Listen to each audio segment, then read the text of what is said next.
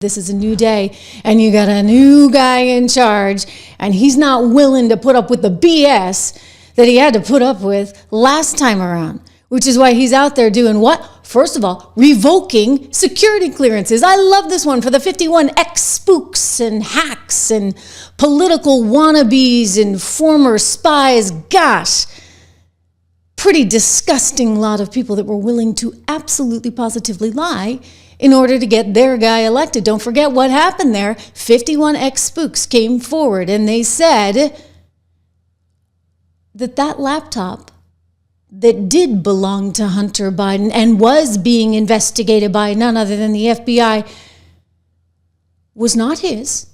It was a fake, and it was nothing but a ploy by the Russians to try and hurt Biden. They signed their names to this letter.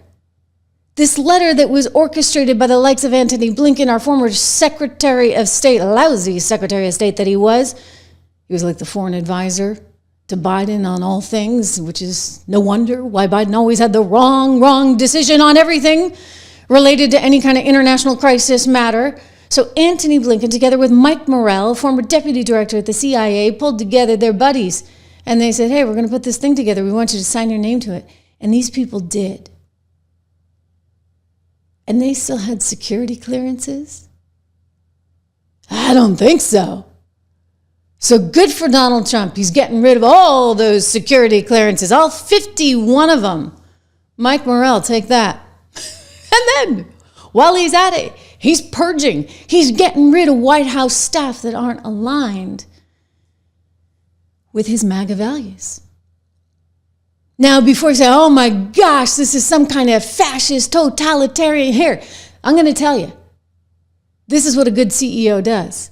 When the CEO comes in, if you don't have your deputies lined up, if you don't have everybody on the same page, then you're not going to have a highly functioning company. You're going to have a little too much drama, a little too much intrigue. You need to make sure everybody's with the program. Susie Wiles knows that, his chief of staff. And she's going to make sure everybody's with the program. Actually, she's making sure she's finding out what's going on with the UFOs. He told her to do that last night. But I'm not kidding. This is necessary. This is what I wish had been done back in 2016. I'm thrilled to see this.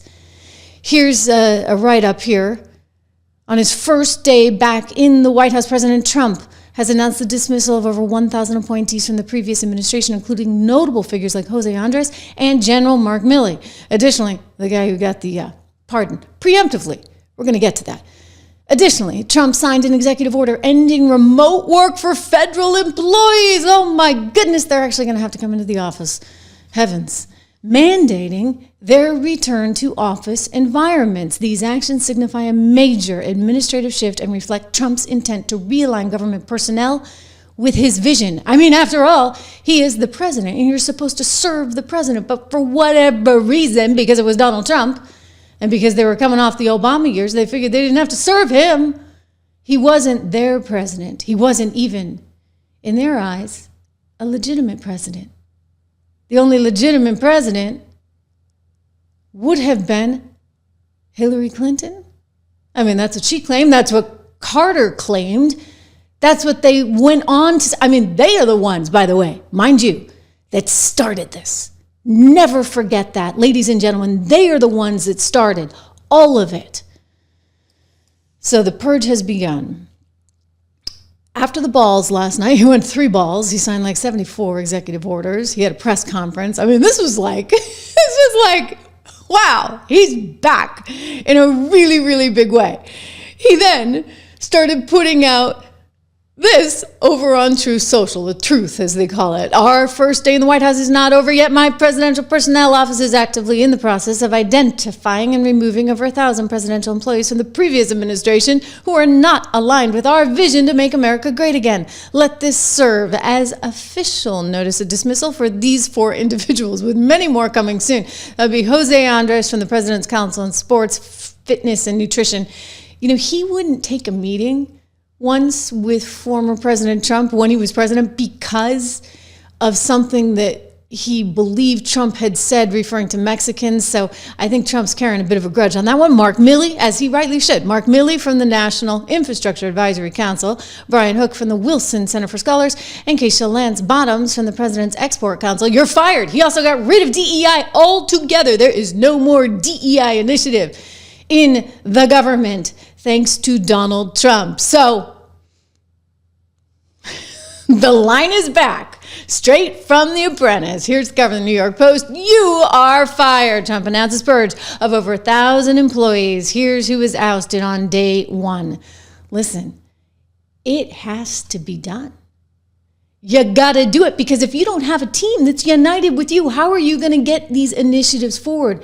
You're going to wind up being distracted because this one says that and this one leaks that and this one's writing that, and you're not going to get any work done. They're just going to be talking to the media the entire time. And this is all about a White House that believes in productivity. I guarantee you, Trump's going to like nothing better than to say, did you see that GDP chart? And did you see inflation? You see how inflation's sinking? GDP's going up. That's the direction we want to be going in, ladies and gentlemen. We want more money in everybody's pockets.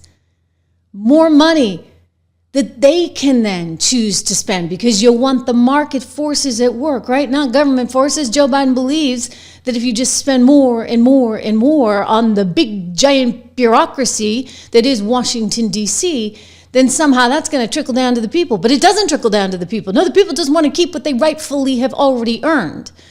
This is a fundamental difference.